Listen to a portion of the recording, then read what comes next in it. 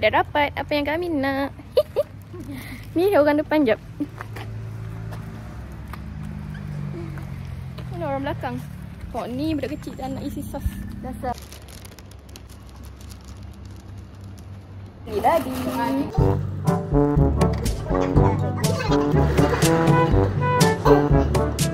Okay, ini dia punya kuah. Ini dia punya kuah. Ini dia punya kuah.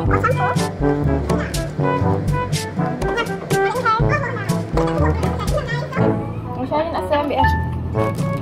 Mana? Telur gaduh. Itu. Asyik payah. Tak ada ni. Ada murah. Kan. Saya buat.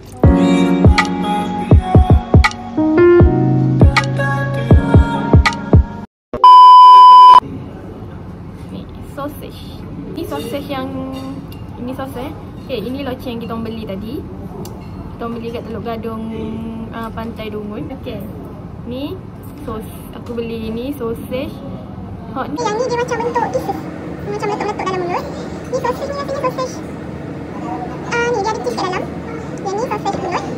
Ni sausage pulut kecil. Yang ni yang besar. Yang ni ketam kan? Sekolah crabstick. Crabstick ya. Ni aku ingat nama dia. Ni pun sama. Ini udang. So, tanpa melengahkan masa, jom kita makan.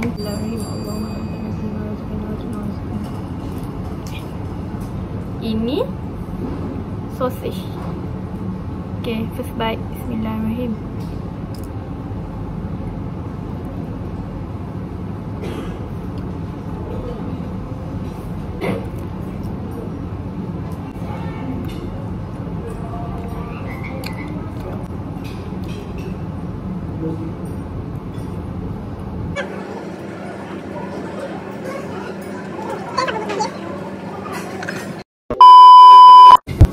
Sekarang yang kedua, aku rasa macam nak makan benda ni yang orang kabur meletup-meletup tu. Dia macam, dia taklah meletup, tapi dia macam bunyi. Sekejap, kita try dulu. Bismillahirrahmanirrahim.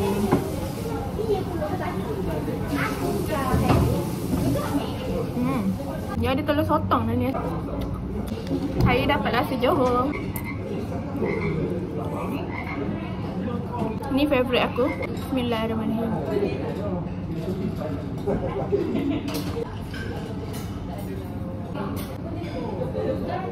Udang.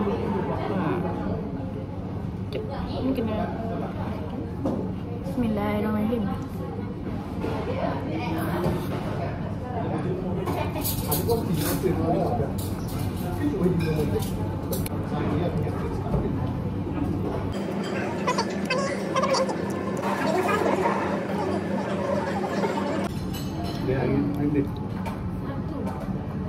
Esok kaya dia, kaya dia. Paling sedap sebab dia madu dalam. Saya dah potong buku. Sokak diri ya. Minum air kat dalam.